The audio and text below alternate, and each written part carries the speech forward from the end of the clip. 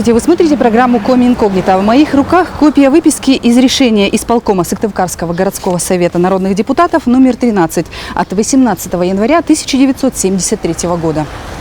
В ней говорится о том, что исполком городского совета просит Совет министров Коми АССР переименовать улицу Совхозную города Сыктывкара на улицу имени Евгения Федоровича Катаева. В 60-е и 70-е годы прошлого века Евгения Федоровича, без преувеличения, можно сказать, знал каждый житель Коми. Сегодня немногим известно, что эта улица носит его имя. А что за личностью был Евгений Катаев, знают еще меньше современников. Родился Евгений Катаев в семье бедного крестьянина в деревне Климовск Усть-Куломского района 13 января 1914 года. Через несколько лет семья переехала в Кирчомью. Вот эта улица, вот этот дом. И спустя полвека в Кирчомье каждый знает, здесь жил их знаменитый земляк. Именно на этом месте, в Ковтыкпоме, так эту часть Кирчомьи называют местные жители, стоял когда-то дом отца Евгения Катаева, Федора Андреевича.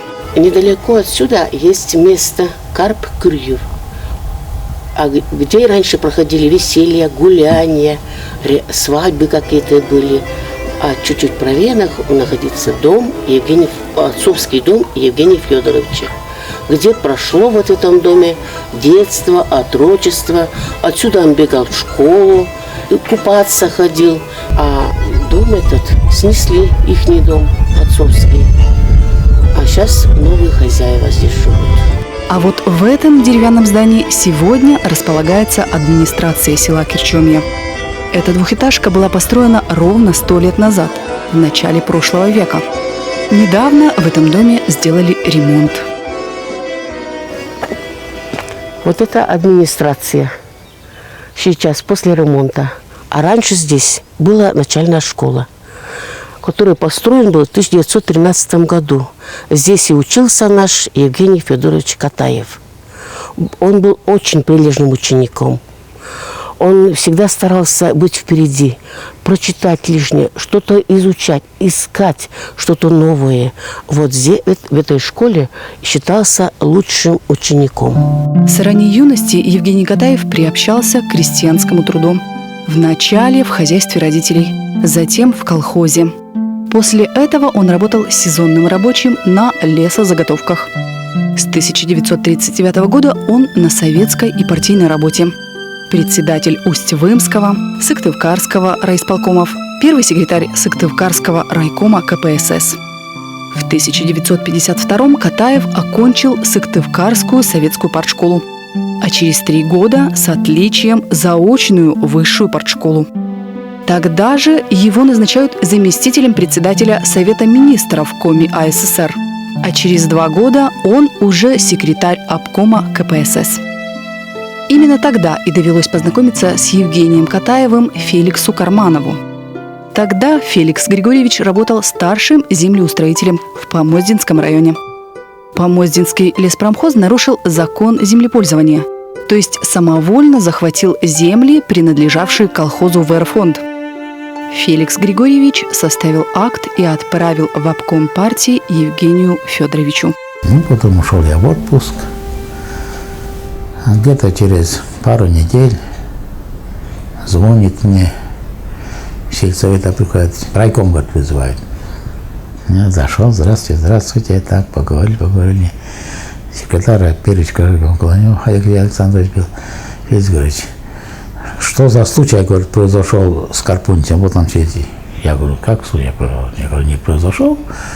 Я сказал, самовольный захват земель. В колхозе ВР-фонд было на площади 23,6 или 4 гектара.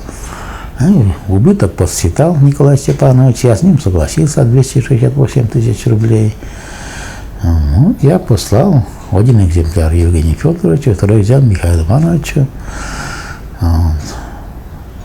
Он потом, когда мне сказал, почему, говорит, с нами не говорил? Я говорю, тогда зачем я, что спрашивать райком и райисполком, что мне делать? Тогда лучше скажите, я место освобожу, так я не привык работать. что мне положено, я за это делаю, и все. Он говорит, Павла Петровича на бюро обкома вызывает. Я говорю, ну при чем тут я-то? Ну вопрос, говорит, об этом его могут исключить из партии. Леспромхоз полностью рассчитался с колхозом ВРФонд за нарушение землепользования. И только потом Феликс Григорьевич отправил телеграмму в Сыктывкар в обком партии Евгению Катаеву. Директору леспромхоза Карпуничеву за нарушение сделали строгий выговор. Потом как-то приехал Евгений Федорович в командировку по Мождину, и там потом собрали нас райисполком Скорокомского работников, да. Это, говорит, карманов. Это, говорит, ну, таких, говорит, надо держать, этих инициативных работников, надо ценить и все. Но он не любил расхлябанность. Он не любил. Это он не любил. Он может за это наказать и все. Очень дорожил своим местным кадрам. Это его черта была. Он очень дорожил и все. Он так, чтобы наказать кого-то, это ну, надо было такой проступок делать, чтобы он уже наказал. Так за такие скромненькие, простые так, проступки, да, что да, он всегда прощал. Или делал вид, что он заметил, но ничего не сказал. Но это больнее всего. Вот тот человек всегда поймет.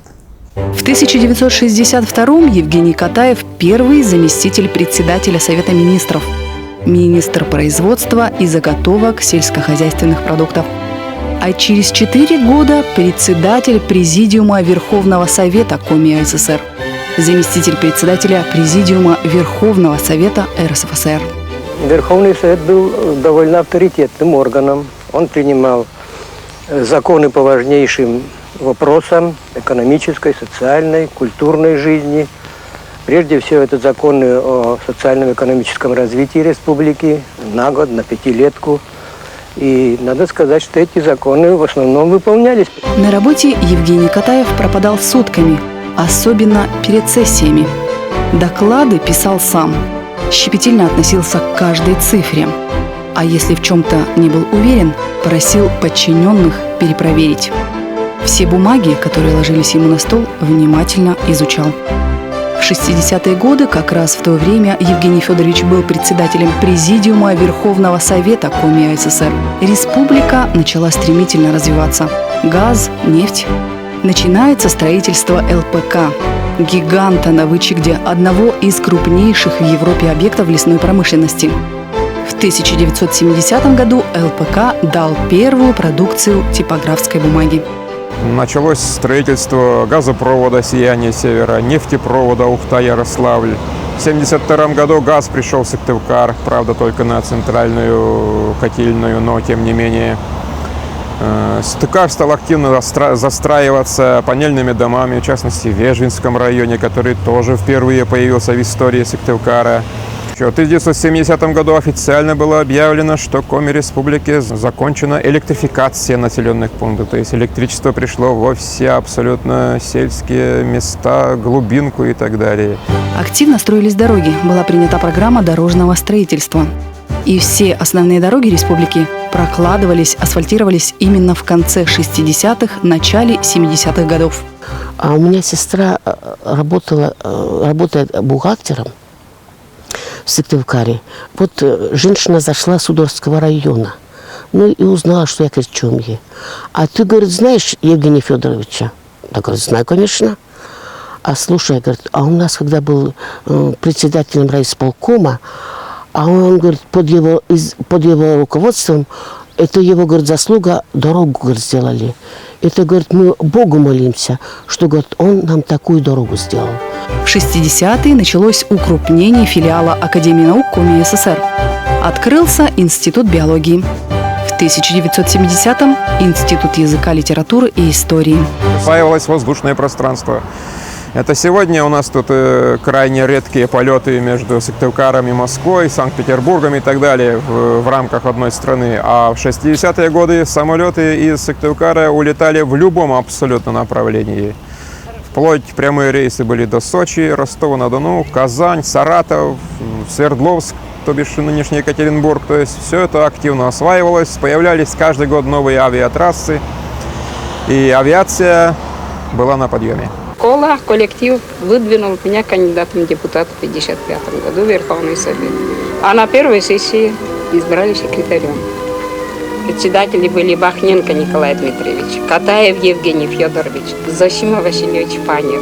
Отлично знали республику, перспективы республики, пользовались большим уважением среди трудящихся района. Доступны были каждой колхознице, каждому рабочему. И называли мы их коми Ленина.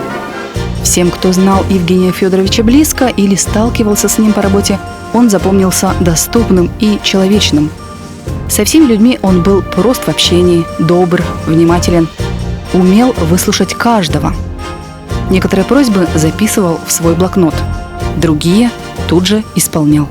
Одна же учительница у нас, Александра Дмитриевна, она занималась здесь, работала в школе, преподавала комязык и немецкий, и литературу, а она потом ее назначили директором школы. Лето, говорит, началось, а мне надо ремонт делать в школе и в интернате. И потом материалов нет, денег нет. И я поехала, говорит, в Сыктывкар, чтобы, говорит, привезти какие-то материалы. Иду, говорит, по площади, задумалась, и смотрю, говорит, навстречу идет Евгений Федорович. А он приезжал, причем я его, говорит, очень хорошо знаю, мы встречались, и поэтому он говорит, что, Александра Дмитриевна, говорит, с вами стало? Да я, говорит, вот приехала, говорит, и не знаю, говорит, как мне, куда, говорит, идти, и как мне сделать ремонт в Керчоме, в школе и в интернате. Он не только, говорит, эти материалы мне дал, а еще, говорит, машину. Я, говорит, приехала как на крыльях. Вот это человек говорит. Это же надо такую помощь своей деревне, да и в школе. Я, говорит, очень горда и не ожидала, что такое может быть. После сбора урожая у нас дом сгорел дотла. На Новый год мы отправились в Усть-Вы. Съездили, приехали в Сыктывкар и на автобус опоздали. Моя тетя Параскевья Катаева обратилась к Евгению Федоровичу. Он нам выделил машину, чтобы доехать до Керчомья. До сих пор помню, он со всеми нами за руку поздоровался в белой рубашке, костюме, на Брежнева похож. Я тогда училась в 6 классе. Он очень хорошим человеком мне показался. И потом мама говорила, он нам помог дом новый построить. Лес нам выделили тогда, и денег дал Евгений Федорович. Я на похоронах-то был, на лафете пушки его. Гроб тут везде, все. А много было народу? Ой, много было. Не меньше, чем на похоронах Ивана Павловича. Улица Бабушкина там была полностью там забита, и до улицы Кирова туда заходило все. Хороший руководитель, у него так осталось, так руководитель большой республики, он такой скромный, обаятельный, просто... Дай Бог, чтобы побольше таких людей было. Евгений Катаев много ездил по республике. Наверное, в редком селе или лесном поселке он не побывал. Люди его знали и обращались с просьбами, жалобами. А он, по возможности, помогал. Наверное, поэтому в народе его называли народным президентом Коми-края.